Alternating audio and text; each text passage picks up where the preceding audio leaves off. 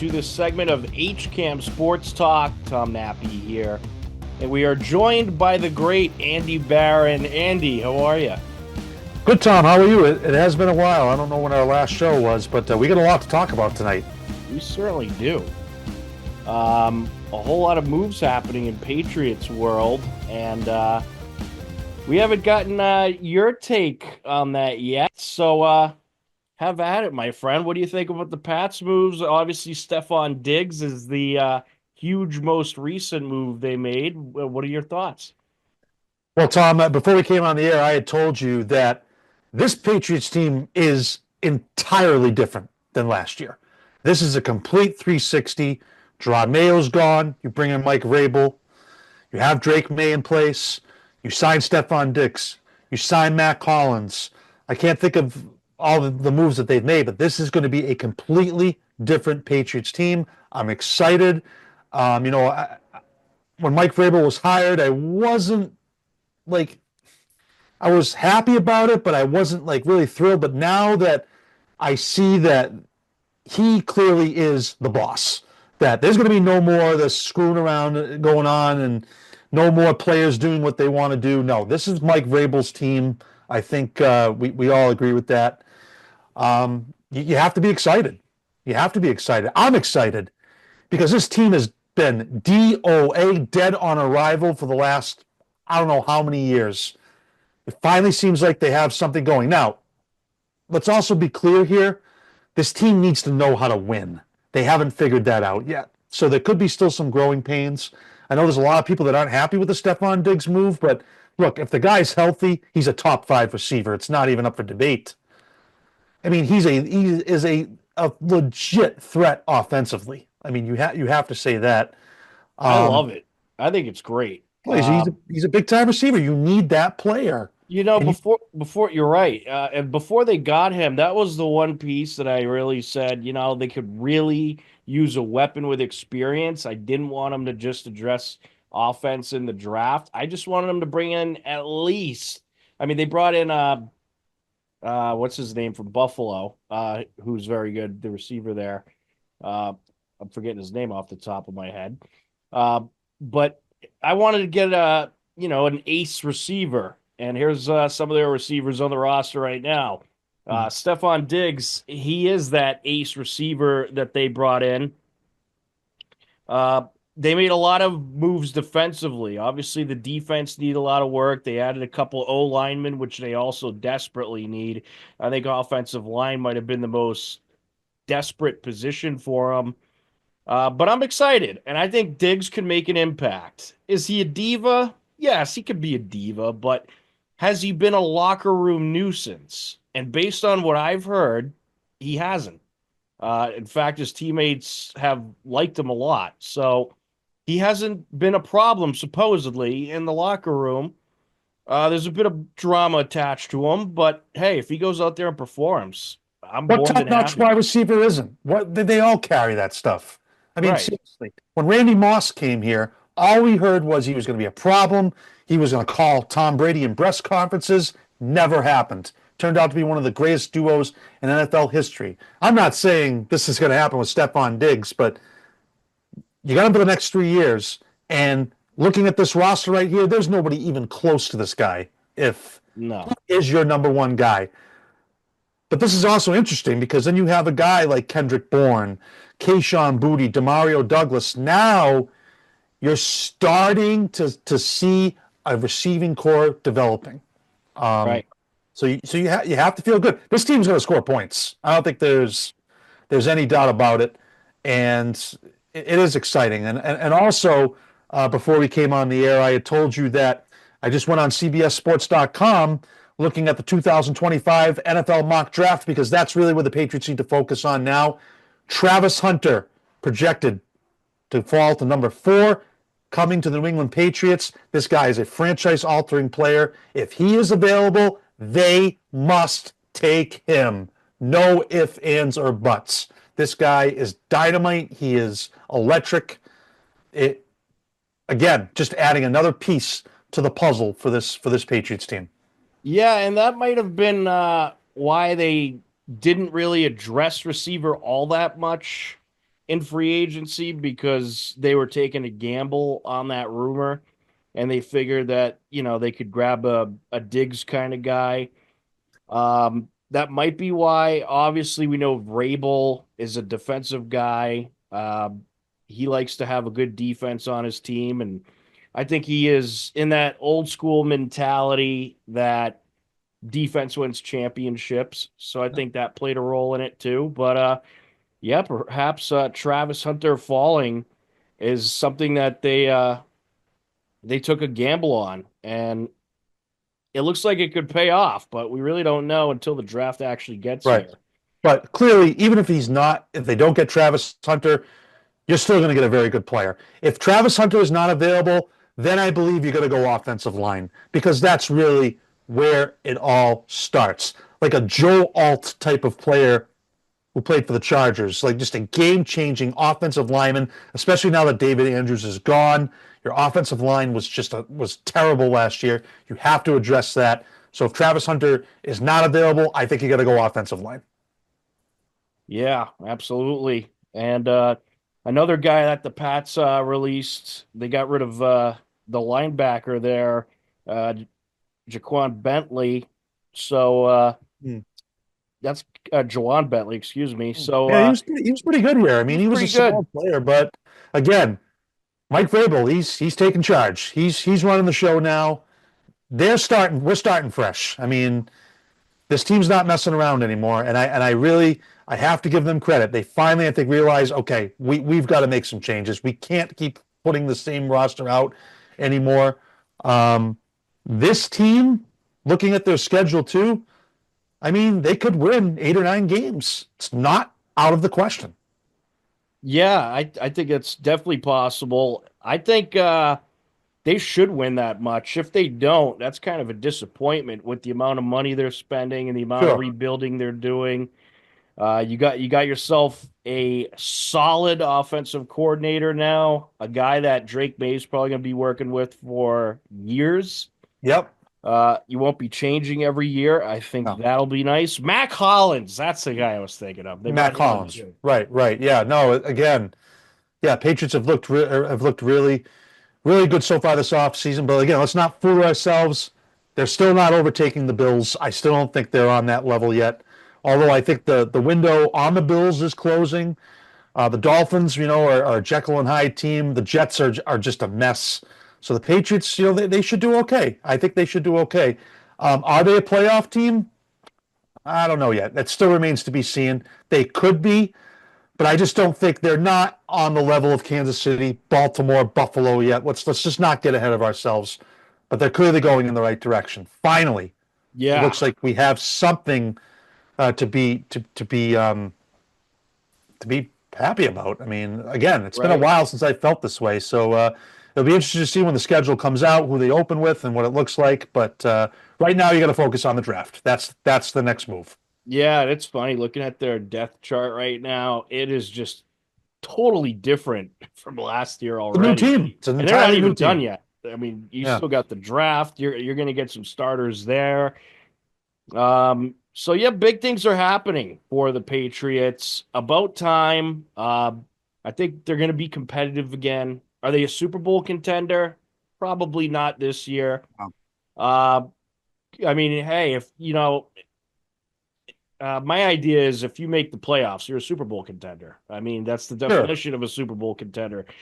Can they make the playoffs? Yeah, but yeah, we'll see. Let's Right. hold on a little bit here. Let's not get ahead Exactly. of ourselves, but Yeah. I think 8, 9 wins is a very realistic expectation for this year. Compared to what they have been, that would be a tremendous accomplishment. I mean, considering just how abysmal they have been the last couple of years. So that would be a huge accomplishment. And there are a lot of winnable games on this schedule coming up for this Patriots team.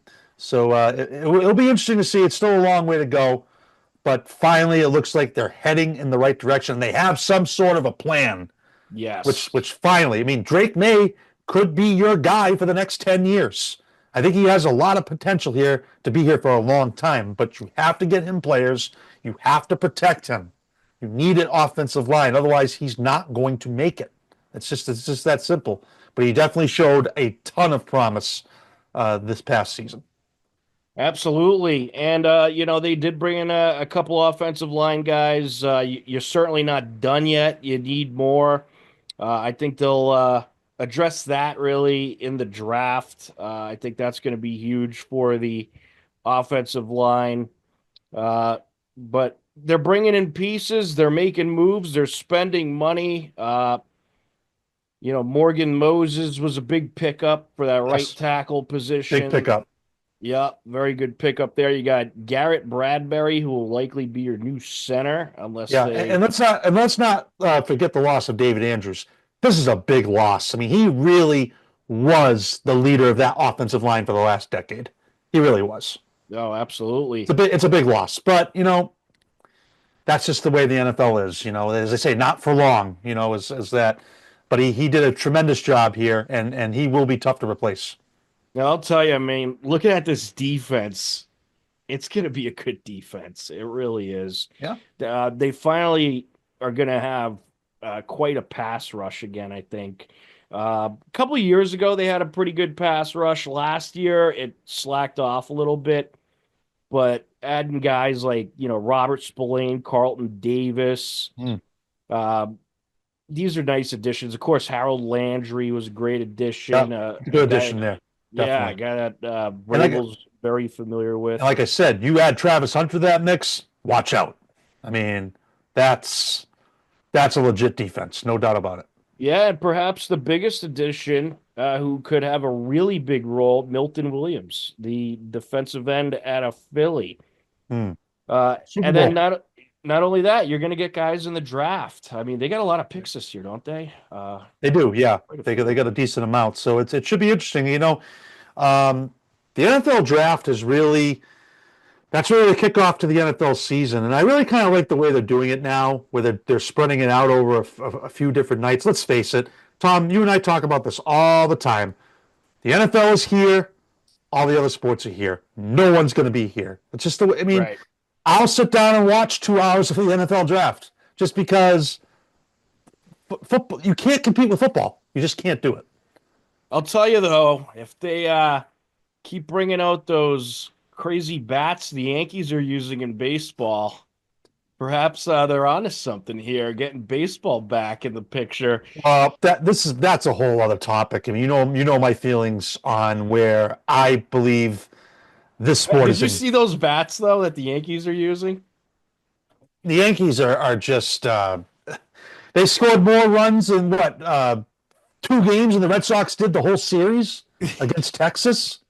I mean, come They on, you got to be kidding me. they What? totally Bill Belichick the bat. They went like you know Crazy. how Belichick always like tries to find a loophole in the rule.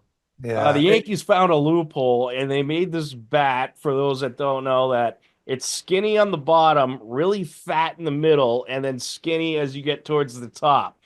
So if you hit the ball, closer to the grip area or more with the barrel, you're going to absolutely smash the ball. And the Yankees had like what they have? They had 9 home runs in their second game of the season. And I think that was the first game they were using those bats. And then the next day they went and hit another 3 or 4 home runs. Crazy. I mean, I've never seen anything like it. But with baseball, I mean, I've looked, I've watched, I've seen some highlights here and there, but no one's beating the Dodgers. They're just on a different level. I'll tell you though, that Yankees lineup, I Oh, it's mean, scary. it is It's good. I They are mean, what other lineup in the AL is going to compete with them? I don't see anybody. Certainly not the Red Sox. I can tell you that. but hey, I mean, the one thing we miss about baseball was, the Mark McGuire, Sammy Sosa days when guys were just smashing the ball. They're all juiced Yeah. up on roids, smashing the ball Right. around. Right. And Well, that was some of people, the most entertaining baseball you ever saw. sure, So, people are losing interest. They're losing interest. I right. mean, again, But there's if we empty ballparks. if they bring these bats and we go to like these crazy games where you see in 6, 7 home runs, perhaps that'll get some interest back.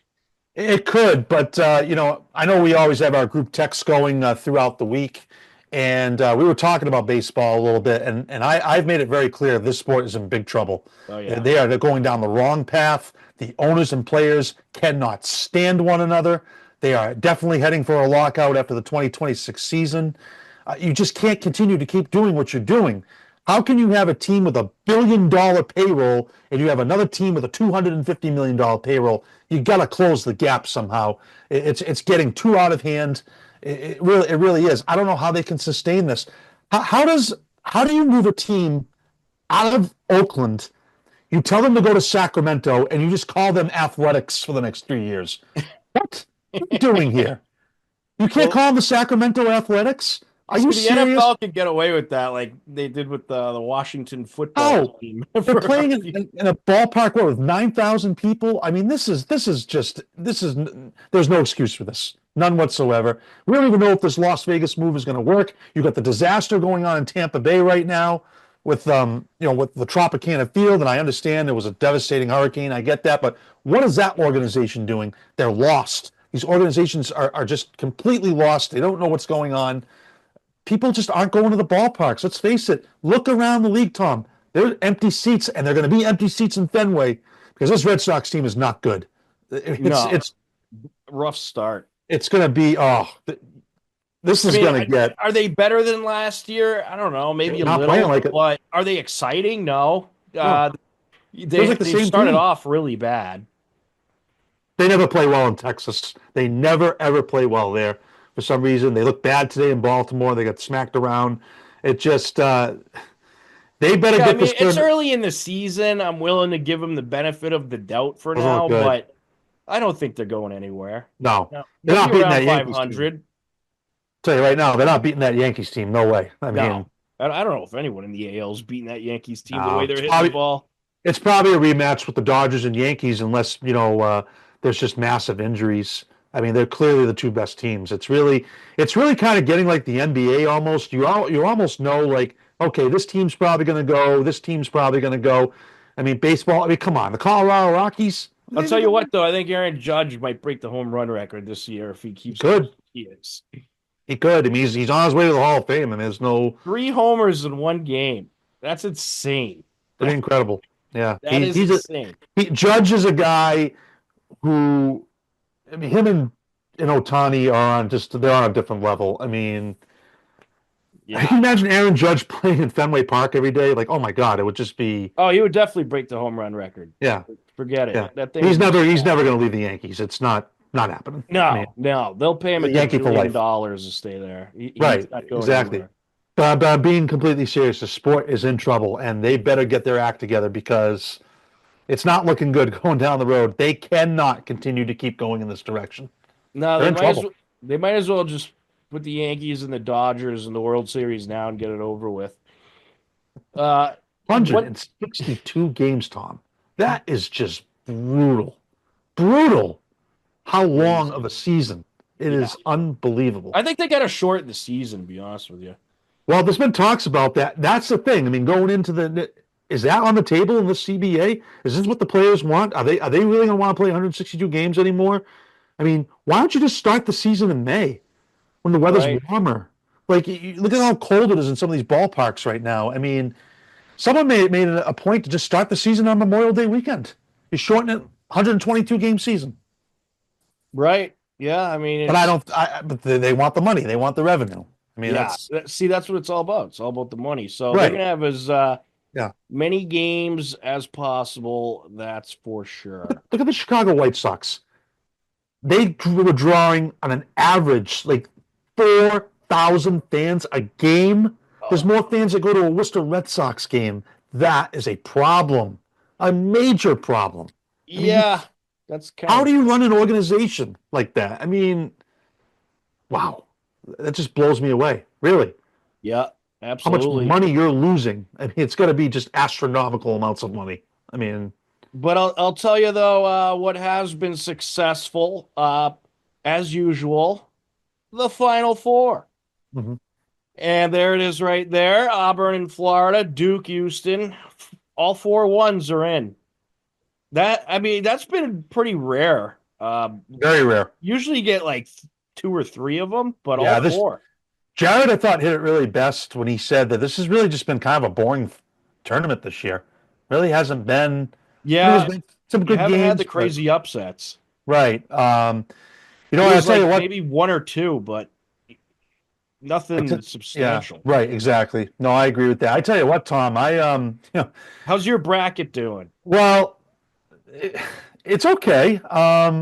I will say though, I'm going to defend my UConn pick, and here's why. Because if they beat Florida, they're in the Final Four.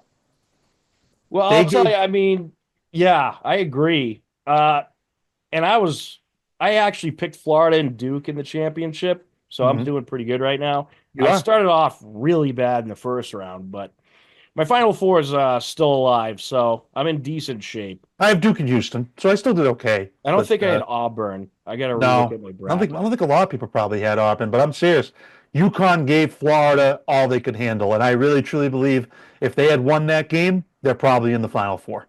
And by the way, like no one expected UConn to come out this year and win it. I mean, everyone kind of figured there's a chance because they're just so good in the tournament. They just Yeah. know how to play. Well, 13 straight games is incredible. I mean, Yeah. I mean, but looking at this team, this UConn team compared to last year's, I didn't think they were getting past Florida, but they almost did. They almost did. almost did. It They was this came close. a lot closer than I thought. Thought they Um, had them a couple times. It was close. I mean, but yeah, hey, I mean, I'll tell you, UConn's going to be back probably next year, though. yeah, I agree. I mean, they're just too good. They got a I lot of agree. guys coming up too. So I think Duke wins this. I think they're the best team out of the four, in my opinion. I got Florida in my bracket, so I'll stay with that. Florida beat the champs, so maybe they'll be the champs. Yeah, yeah, that's a good point. Houston, good team. Yeah, it should be a Uh, decent Final Four. But you're going to get a good championship either way. I think yeah, Florida Duke would be a very entertaining championship, and I think there would be probably a lot of points. Two very offensive teams. right. Well, Uh, put it this way too, Tom. Duke wins. It's the first one without Coach K. I mean, yeah, that's a big one. That'd be a kudos big to one. Duke, man. Coach K retires. Uh, there wasn't really any huge adjustment. I mean, they had one maybe Not kind really. of Yeah. year, but of course they're in the tournament. They haven't missed the tournament, so they had one year that was kind of so-so, but they're right back in it. They're right Duke's one of back those to elite programs status. too, Tom, that they're just gonna by name. People are gonna go to them. Even though Coach K's retired, they're still gonna go play there. They're still gonna be there. But Houston's a solid team. They're a good program too. Yeah, very good defensive team. Uh, that Duke Houston game probably gonna be lower scoring. Houston could put up points when they need, but they're mainly known for their defense. Mhm. So it's going to be, what's going to win, the Houston defense or the Duke offense? That's the key. Big Yeah, we'll question see. mark there. We'll And see. then Florida Auburn, you don't know what you're going to get in that. You could get a scoring fest. You could get a mix of stuff. Both teams pretty good SEC. around the board. Probably more of an offensive game, I think, between Florida and Auburn, but Yeah, should be two good battles. I agree. I agree. But I think the college tournament, it's still spectacular. Great as always. Great time of year for sports, It is. with high school spring sports starting, of course, but March Madness, you're getting into towards the NHL playoffs. Not so great for Boston this year, but you're also getting towards the NBA playoffs. Celtics playing some good ball lately. I like the fact that the Celtics are playing good this time of year. They, they're pretty hot, and that's what you want to be going into the postseason. One team that has kind of stepped back a little bit is Cleveland. Yep. They they're 5-5 in their last 10. Celtics are 9-1, and Cleveland, they've been struggling a little bit. They have. And And here's what I want to say about that is that it's tough to repeat. I mean, in any sport, it is hard to do. But I really truly believe if the Celtics are at full strength, I don't believe there's a team that can beat them four times. The only team I really could see is Oklahoma City, but because they would have the home court advantage over Boston. But I just really feel that this Celtics team is so deep. Yeah. When they're at full strength. Jason Tatum luckily dodged a bullet there in Sacramento when he came down on his ankle. It looks like he's okay, but they are playing better. And I do agree. I think Cleveland. Let's not forget too, Tom. The Celtics could have beaten Cleveland two more times, and they weren't even at full strength. And I think it took a lot for the Cavaliers to beat Boston. I still think we're the better team, even though we probably won't catch them. They'll probably be the number one seed, Well, but I'll I don't tell know. you, there's an outside shot. I mean, if because Cleveland's been playing bad, they have not been good. They've No, been playing 500 basketball for like the last month. So I mean, if and they're on a what 5 game losing streak right now, or yeah, they've and the lost five Celtics, of their last six. the So Celtics are still the team to beat. They are still the team to beat, and I in think the people East, know yeah, that. in the East, probably the whole NBA, but definitely in the East. I was worried about Cleveland earlier in the season, in the playoffs. I'm not anymore. I think Cleveland is falling off at the wrong time, while the Celtics are getting healthy and playing great basketball at the right time. I agree. You don't want to be struggling this time of year. You, No, you want to be playing good.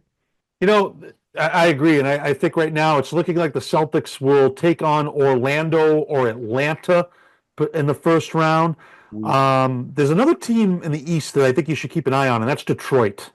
They're sneaky kind of good. They've given the Cavaliers problems. I mean, that could be a potential matchup for them. Weren't they the Um, worst team in the league last year? They got yeah, substantially better. they're the fifth seed right now. Yes, they have. Yeah, They are 32 and better. 33. And in the West, it's still Oklahoma City. I still think they're the best team. Denver still is good. I think the Lakers are falling off. I think the shine's coming off of them. I think Um, the Thunder is the team to beat in the West. they're Thunder's good. red They're hot very right good. now too. By the way, they're 9-1 in their last 10. They've won Yeah, nine tough straight. place to play too in Oklahoma City. It's a Yeah, tough place. And then I see Celtics and Thunder. I think the championship Celtics and Thunder. I I just think don't see anyone else beating those teams. yeah, I think you're probably right. And here's the thing about about the whole situation in Oklahoma City where um, I guess there's a hotel that the visiting team stays in, and the visiting teams claim it's haunted. Ooh, The Lakers, Kobe Bryant used to say this all the time. He said pictures would fall off his wall, or he'd hear loud bangs, or why can't they choose another hotel? They got to stay at that one. I don't know. I guess so. Do I Is there put the only one Celtics in that hotel in hotel? Oklahoma City? Yeah, they say. Well, I heard it's a really fun city. I mean, they love the Thunder there, um, but that made me think a little bit there too. So they are a good team. The Thunder are a very good team, but I still would like Boston, even if we didn't have the home court advantage, I still think we would still have a good chance to beat them. Because there's no place like playing in the Garden in the playoffs. I mean, it's a whole. I mean, Oklahoma City. Don't get me wrong, it's a tough place, but the Garden is just a whole other experience. We'll send Steve Watson to go investigate the hotel. That could Well, be his HCAM will pay for send him there. that could Going be to his Oklahoma penalty City. for losing in the football picks for coming in last place. Yeah, no, it's they say the hotel they stay in is haunted, so it's I I figured don't they would know. just go to another hotel if they didn't like it. I mean, maybe they like it. I don't know. Yeah, Oklahoma City also home to the Women's College World Series as well for softball. They play in Oklahoma Ah, City, that's so it's right. big college town, big. Oh yeah, But yeah, big yeah. college. So Celtics Thunder, yeah, I could see that. I could see Celtics Thunder. I don't see anyone in the East beating the Celtics. I don't see anyone in the West really beating the Thunder. Nuggets could give them a run. No, I think Rockets have been playing decent Rockets. basketball too. That like I tell you, that would be interesting. Rockets Celtics. Ime Udoka coming back to Boston after all that thing that went down. That would be interesting. I don't think the Rockets have enough, but don't forget the Celtics and Rockets have played in two NBA finals in the '80s. So it's Yeah, I guess it could happen, but yeah. yeah, I think Celtics Thunder is probably a safe bet. But in the West, it's going to go through Oklahoma City. They've clinched the one spot. No one's catching them. So, No, no. I mean, more than likely Cleveland's going to get the one seed. But Yeah, I think so. if Cleveland loses out and the Celtics, or they don't even have to lose out if Celtics are 4.5 behind. I mean, there's an outside shot. So it ain't over yet. And even if they don't, I still feel confident. And I think you see when the Celtics are healthy, they are the better team than Cleveland. Who They're would you better than rather Cleveland. have in the first round, the Magic or the Hawks? It's a good question. Hmm. Yeah, I don't know. I mean, they have both. They're both 6-4 in their last 10. Very similar records. I don't really think it makes a difference. Celtics and Hawks always seem to play in the first round. It's either them or Miami. The Magic have Right. some young players. They seem like they've taken a step back this year. They looked like they were starting to really. Don't forget, I think they were like the fourth seed last year, and the fifth seed in the East. So they've taken a little bit of a step back. But yeah, I mean, I don't listen. Dude, wow, these two teams are very similar. Get this, home record for the Hawks 19-17, Magic 20-18. Road record for the Hawks 17-20, Magic 16-21. Literally a game difference. I think that you know the Celtics they shouldn't go any more than 5 games with either one of those teams. It Yeah, shouldn't even be I more than five agree. games. And maybe even a sweep. I mean, they look. This team's got experience. They know how to win now. They're not gonna screw around in the first round. And then it looks like if they get to the second round, they're playing the Knicks. I'm sorry, the Knicks are a terrible matchup for the Celtics. They don't have a chance. They really don't. The Celtics are head and shoulders above that team. I don't even know if the Knicks are going to get out of the first round. They may not even get Probably past not. Detroit. They haven't been playing great either. That's what Well, I'm actually, they're saying. 6-4 in their last 10. They Yeah. picked it up a little, but So yeah, I don't know. the Bucks have fallen apart completely. Well, So that I don't even team. think they're a concern anymore. It's real. I think it just still it comes down to us in Cleveland. It's probably. I It mean, is. I would be surprised if it's not us in Cleveland at this point. But I don't know. We'll see. Maybe this is a year the NBA playoffs, get a little interesting. I don't know. I think Cleveland might be showing their true colors, though. I think they're not as good as their record indicates. They're a very good team, but I just think the Celtics are better. Oh, But yeah. we'll see. I mean, if you expanded this season another 10 games, I think the Celtics would catch up and take the first seed. Probably. And the Celtics aren't intimidated going into Cleveland. They can win there. I mean, the Celtics are actually better on the road. The Right? best road teams in the league. That's Yeah. why I don't fear them going That's going to into. help them in the playoffs. Oh yeah, like I mean, especially Well, if they they're got to go into 32 and 5, Oklahoma. or no, they're 24 and 12 at home, 31 and 7 on the road. That's impressive. That That's is very impressive. impressive. Because you It's figure also that's also very rare. You don't see that it is often. rare. It is rare. So I'm Better on not the going to be road than worried at about them home. going into Oklahoma City or Denver. They can win there. I mean, and they probably will. They'll steal the game there wherever they go. But it's been a really good run for the Celtics. They're not going to slow down. And then also, they were sold to a local owner. I'm happy about that. I'm Yeah, isn't glad there a something local. going on with that? There's some kind of controversy, not with the owner, but with the sale itself, that it's Yeah, maybe not official yet, or maybe I'm not really sure, but I just like the fact that it stayed locally. There's a yeah. local guy. He's a fan of the team, just like when Bob Kraft bought the Patriots in 1994. It was a local person, a local businessman. That way, you have to feel that okay, the team still is going to be good. They're going to sink money into the team. This team's going to be good for a long time. So As I'm long as feeling good. they don't change too many things, keep Brad Stevens where he is. He's doing great. Keep the coach. He's Stevens doing has been great. just Just yeah, don't mess with it. yeah, no, You got yourself a nice team here. Don't mess oh with yeah, if any owner you really don't have to do much. it, The right? the Celtics are going to make money themselves. The fans are going to come to the games. Again, there's nothing like an experience going to a playoff game in Boston. It's crazy. I mean, it's really you just there's nothing like it. Absolutely. But can you believe it? Just like that, we're just about out of time. Flew by. Flew by. Just us two holding down I the know. fort. Time just. Flies by. It does. I agree. But we do have a few minutes for final thoughts. So, Andy, any final thoughts? Yeah, in just a few weeks, Tom, I will be back in Hopkinton for the 126th running of the Boston Marathon. I'll be working in the Athletes Village once again this year. Very excited. I always say Patriots Day and the marathon, it's the kickoff to spring. I know the weather outside isn't looking really good right now, but in a couple of weeks, hoping the sun's going to be out. It's going to be warm. It's going to be a great day as 30,000 plus runners come in to run from Hopkinton to Boston. There's really no other event like this. It's the Super Bowl of running. It's the greatest marathon in the world, and it happens right here in our area. It's going to be a good time. It's always a pleasure to be there and volunteering. I'm blessed to be doing it, and look forward to another one this year. All right, terrific. Yeah, it should be another fun year of the marathon, and there'll be some festivities coming up. I'll be covering, I'm sure, leading up to the big day. But Patriots Day always a great time. The Red Sox game in the morning, the marathon. Obviously, we wish the Sox were a little better, but still a great tradition It is having a tradition. K marathon morning. Absolutely. And the flyover that they have, and just they have the wheelchair races, and it's just incredible. Really, it's a I think every country is pretty much represented at this. I met a woman from Australia last year.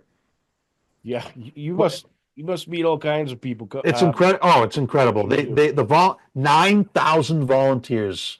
It's unbelievable. 9,000. It's crazy to think how many, and as someone who's been in the sport for 30 plus years, you can't do it without these volunteers. I mean, they're just it's amazing. I mean, it's like when I leave there at 12 o'clock at noon, it's like nothing ever happened. It's Right. just, it's down to a science. There's great people that do it. I encourage anybody who's interested in ever volunteering, sign up, do it. You won't regret it. Well, they always do a great job cleaning up the high school and the middle school fields where they have a lot of the runners and whatnot. So they do a great job, and great job by you and the thousands of other volunteers. It's a fantastic effort.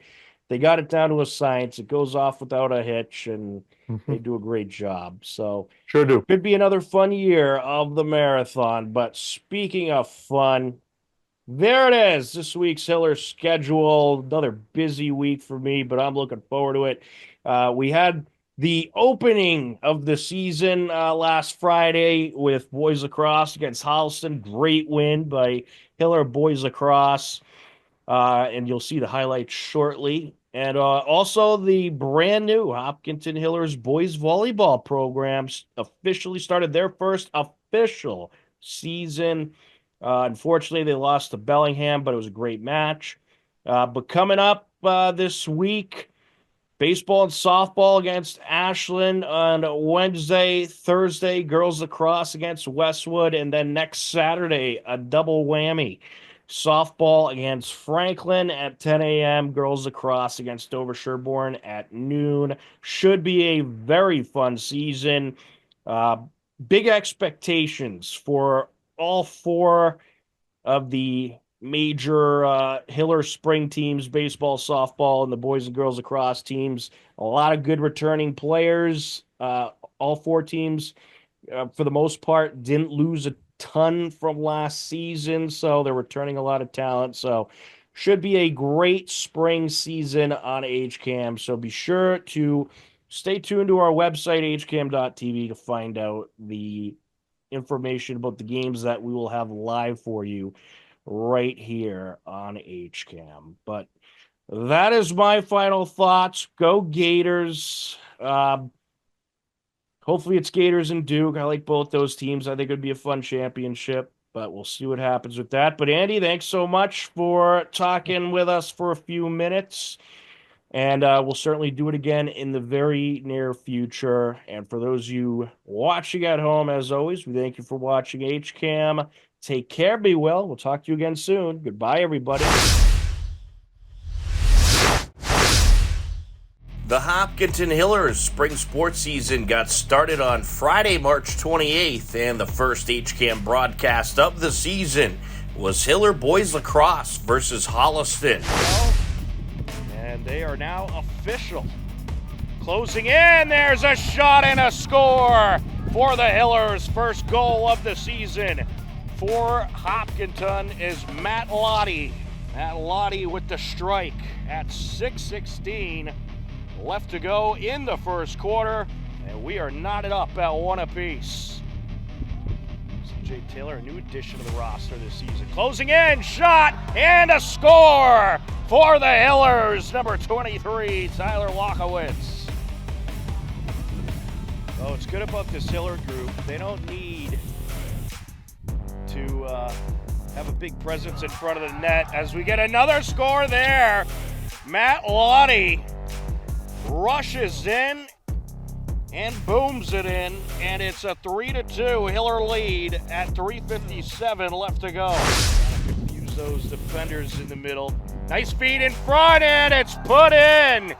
Cal Rockwell pulls it down and bashes it in. Shoot from just about anywhere on the field. Here he goes, crashing in, gets it in front, and a score for the Hillers. Champlin finds Rockwell once again. And Rockwell gets the job done. Goodman looking to put on the moves. Crashing in, and he scores! Cooper Goodman, nothing's going to get in his way. 6-3 Hillers. Here we go, Champlin closing in, looking for the shot, and he rips it in at the buzzer!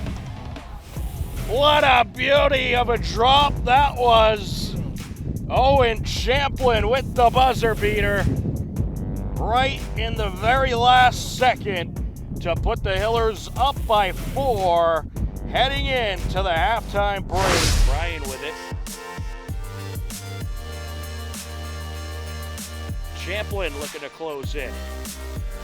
Gets it over, a shot and a score! Matt Lottie rips it in for his 3rd goal of the game. So you can mark him down for a hat trick.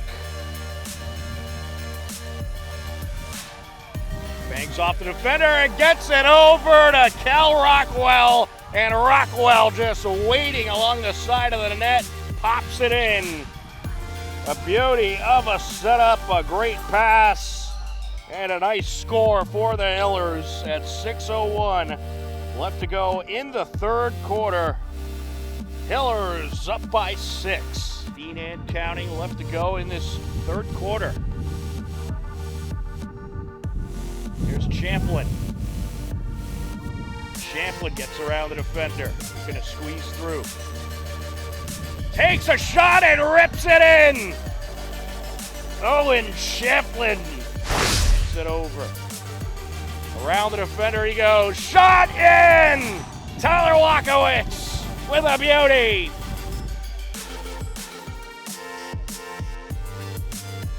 Goodman looking to box out the defender.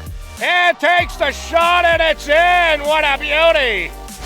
Matt Lottie and Owen Champlin strike for a trifecta of scores each as the Hillers take the 12-5 win over Holliston in the season opener and start off the spring in the win column. Hillers have a new addition to their spring sports schedule, and that's boys volleyball. Also on March 28th, Hiller boys volleyball kicked off their regular season with a battle against Bellingham. Steve Sweetapple and John Fisk were on the call. Pass. Oh. Tough. So ideally, that's what you want to run is that middle, and that's what the setter for Bellingham, number 14, is Aiden Gibbs. This is the 2nd year he's the varsity setter.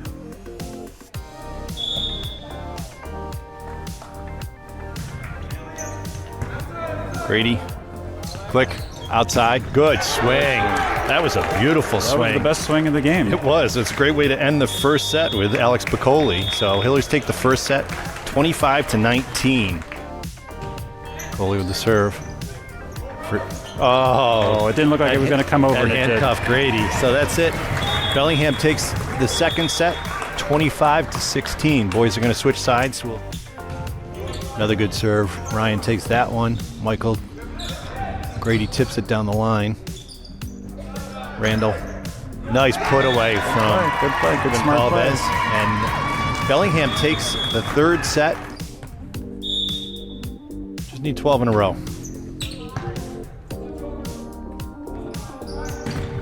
And that's it.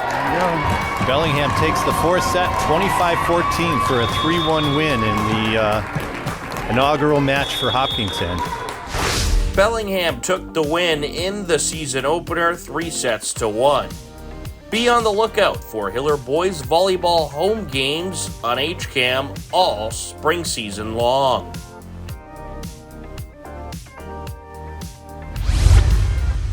This program is brought to you in part by TVLSports.net. You can view the standings, stories, pictures, highlights, and more about the 12 teams in the Tri-Valley League at tvlsports.net. tvlsports.net is an independent news and media website reporting on the TVL and is not associated with the MIAA, Tri-Valley League, or any town or school. Party like it's the bicentennial, worth the wait for the Vikings. Champions for the first time since 1976. Winthrop took the 3-0 win, improving to 16-6-2 and taking the Division IV state title. Dedham finishes 15-9-0 overall. Congratulations to the Marauders on getting to the first ever hockey state championship for Dedham High School. They should be proud of their incredible season. In the final 2 games of the night, it was a Medfield doubleheader at the TD Garden. To start the Medfield doubleheader, second-seeded 22-1-1 Medfield boys hosted first-seeded 22-0-1 Nauset. In the Division III Boys State Championship, Nauset was hoping to rebound after a loss at TD Garden last year, while the Medfield boys look to grab their first state championship since 2016. Rich McClone and Jack Murray were on the call for the NFHS Network broadcast. I almost said the Warriors, duh. Chipped down into the Nauset corner. 4 seconds left in the period. That's going to do it here. As Nauset gets it over the red line, but the horn sounds ending the first period. Something Coach Brickley will have to manage here. Another face-off win for Medfield. They're able to get it up into the neutral zone. Shaughnessy, shot, saved by Coelho. Got ripped, now coming the other way. Backhand and a save by Coelho, wow. And then as Busby jumped up into the play from defense, too far ahead. These teams are just trading it back and forth. Stolen by Poulin, Poulin shot, saved by Duggan, and it skipped away from him. Lanzetta from up high, that's just wide of the net. Sends it down the wall. Look out. Dixon gonna give chase, but he can't get there first. Winning that foot race was Martin. Martin goes reverse the other way. Taken away though by Medfield, shot, score! Off the turnover, Medfield's on the board. Who else but the freshman Luke Dixon picks up his opportunity. This line again just got a little bit of a rest. They looked fired up here. Joey Nee. Oh, Joey Nee was 5, okay. Nee off the turnover, got in close and went under the bar. And Medfield has the lead. What a great pickup there. Looking for an outlet from the red line. Just gets it in the zone. And he got wiped out. Big hit on the wall. Bodies. And we're going to get a whistle. And I think we might be getting, I'm going to guess, matching penalties. I agree.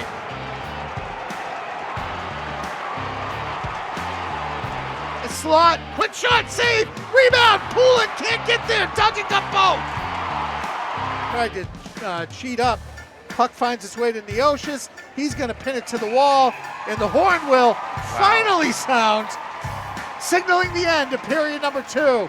Medfield on a goal by Nee has a 1-0 lead after 2. He saved the day with the stick lift from behind. Quick shot, save, rebound, still loose. Shot, score! Logan Poulin. If at first you don't succeed, try again. Wow, picks it up on the backhand there. What a huge relief for this Nauset crowd. They're on the board. Over the blue line. Eldridge cuts it in, shot! Short side is where you find it. What a great release by Eldridge. Nauset's gonna lead for the first time. They go up 2-1. Now Ward, 2-on-1 develops, empty net, score! Medfield pulled the goalie. And Nauset makes him pay. It's 3-1. By Nauset. Ward, he's got an empty net. Chips it ahead for Poulin. He gloves it down. And Logan Poulin makes it 4-1. Surfs up at Nauset Beach. Exactly a year after the toughest day they ever experienced. Sweet relief for Nauset. Nauset would end up taking the 4-1 Division III state championship win. Medfield finishes their incredible season with a record of 22-2-1. Nauset finishes 24-0-1, and as the Division III state champions, congratulations to Medfield on an incredible run. In the final game of the night, 13th-seeded Medfield Lady Warriors took on 6th-seeded Milton in the Girls Division II state championship. The Warriors were fresh off a huge upset in the semifinals over first-seeded, previously undefeated Westwood and looked to finish the job. Milton lost their previous 2 state championships, and this was the first appearance at the TD Garden for the Medfield girls. David Snow and Paul McNamara were on the call for the NFHS network. David is whatever, but they're a little bit of a different contrast. They are white numerals on powder blue uniforms. Yeah, they're not doing us any favors. We get a quick shot right out in front, stop made, and a goal! The goal is scored. I think it's Maeve Kelly that came through with that one. We'll check. Yes, it's number 9, Maeve Kelly, the senior captain, with her 7th goal of the season, puts Medfield out to a 1-0 lead. Early stages here of the first period. We'll get to see it again here. Kelly moves in and gets a clean shot right here. And I think the save is made on the first attempt, and Kelly follows up and takes a swipe at it, and nothing that goalie Kara Hart could do there, as she made a good stop on the first one, but a little off balance, and Kelly made a nice play. Skaters out there when you call for icing, and that would change things dramatically. Just walking in with a little backhanded attempt there, the very talented Sabrina Stone, the junior. She had 2 goals in the semifinal. First funny bounce there in the corner. And quick shot there by Molly Murphy. And Molly Murphy is somebody to keep an eye on. This is Jenna McDonald. Fires. Just meets. We get a rebound that just goes off to the corner. Well played there, Marin Hart. Another shot that just whizzes, and Hart gets a piece of it with the blocker all the way down to the blue line and pushed forward. Now watch out, coming the other way. Fired into the corner. We're out of time. We've played 1 period from TD Garden in Boston. It's Medfield with a surprising 1-0 lead, coming off of a goal from Maeve Kelly. Push forward, look out, 2-on-1. Shot taken right up into the glove. I'm going to tell you one thing, Sabrina Stone is not shy. She would shoot that thing coming out of the locker room. Yeah, and that's a good thing. I mean, she's one of the scoring leaders, if not the leader, and they need to break the ice mentally. It off of Dolan, goes behind the net. Centering pass right out in front. And sticks get high now. Let's get to know one another. Keeps going, but Stone just turns and moves it to Murphy. Now just coming the other way. Brooke Riley, she's got a trailer. Oh, it's wide open, the shot and a goal! The goal is scored, I believe, by Jenna McDonald. Jenna McDonald able to put that one home, and a good look from Brooke Riley, who was in a hurry in between the circle and caught McDonald with a nice look to her left, put the pass right there, and not a lot that Hart could do about it, right into the back of the net. What a nice pass, and a great finish there by McDonald. Yep, the junior puts Medfield out to a 2-0 lead. Again, Paul, what we talked about. You wouldn't think this adds up to a 2-0 Medfield lead, and yet this is how they're doing it. Number 13 seed, just nice little keep in there by Mullen. Centering pass out in front, nobody knows where it is. Couple whacks at it, a third, saved by Parachi, and it skipped right up into her glove. Coming the other way, Brooke Riley, dangerous, right down Main Street, takes it to the corner, nobody with her. She finds a trailer. Wow. Flippo got a shot off, and then coming in behind her is Carlson. Look out! Quick shot. Carew takes a whack at it. Murphy gets a whack at it. Puck's everywhere but in. Off to the corner. That's Gorham. Makes a pass to the point. Hart steps in, loads it up.